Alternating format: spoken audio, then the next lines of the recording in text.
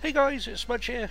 Just a quick video on the Harrier here. Going to be looking at the autopilot feature. Now this has been added for a few weeks, maybe even a couple of months.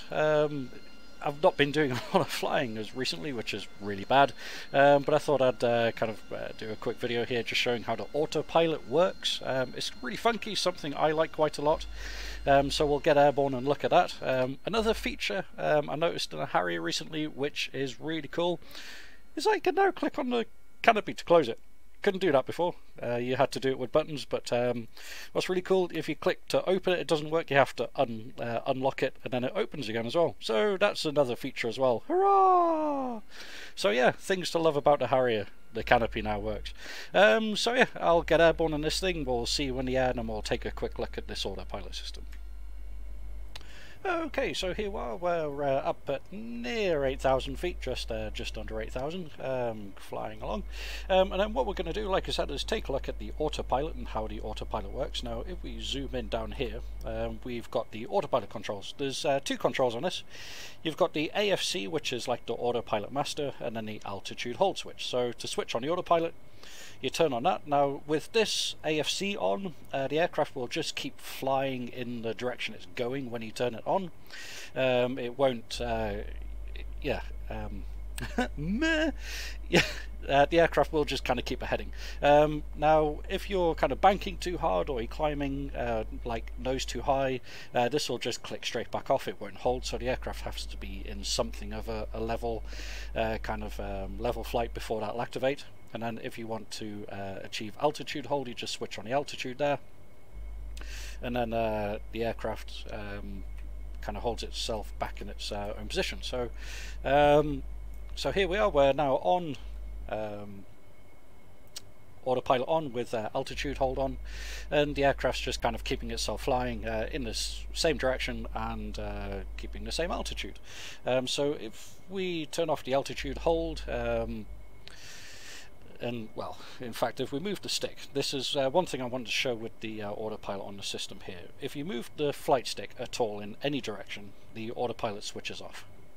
Which is, when I first started using the autopilot, I was like, meh, okay, so every time I move the stick, the autopilot switches off, and then I have to switch it back on again. So if I want to hold like a 5 degrees nose up, normally you have to trim the aircraft quite a lot, but with this you just turn on the wrong way autopilot switch, and then the aircraft will keep itself in that position. But if you move the stick, like, oh no, I'm not on 5, I want to be on 5, you move the stick to pull it up, the autopilot goes off, and then you switch it back on again, and then it'll hold itself in that position. But there's good news, you don't have to do that. The autopilot on the Harrier has an absolutely fantastic feature, and the way this works is on the trim switch. So if I trim those down, the autopilot stays on, and then the aircraft noses down by a couple of degrees.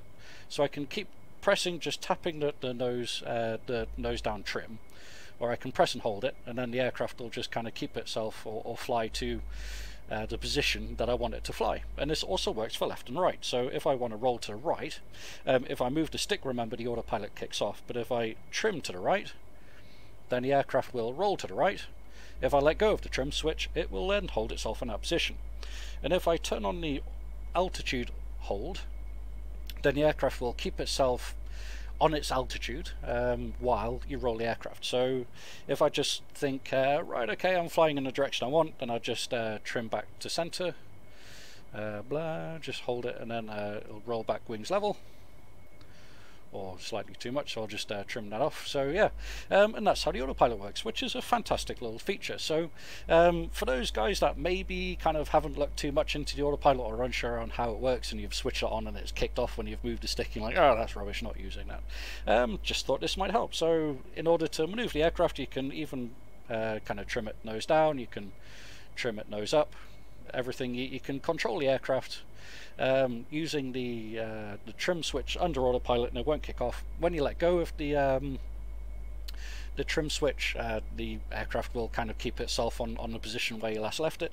Now what's really quite cool about this as well, another awesome feature, is that if we roll this wings level and kind of put ourselves in a certain position, let's say Yeah, 5 degrees nose up. Then we turn off the autopilot, so we'll just click this to off.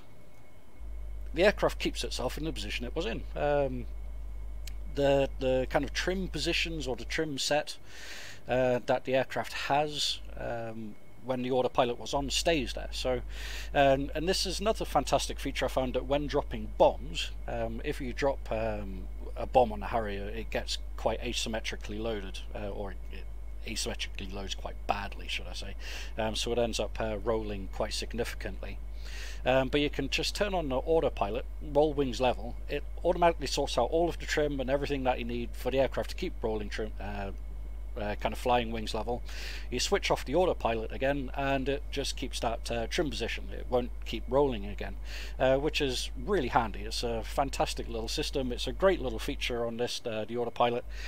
And yeah, I hope this helps. Just a very quick video looking at the Harrier autopilot system. So I hope you enjoyed this. I'll maybe do some more kind of quick tip videos soon looking at the Harrier and maybe some other aircrafts, and you know, if I find something else on this that I think, hey, that's really cool, then I'll do a video on that again soon. So this is Smudge saying thank you very much, and we'll see you next time.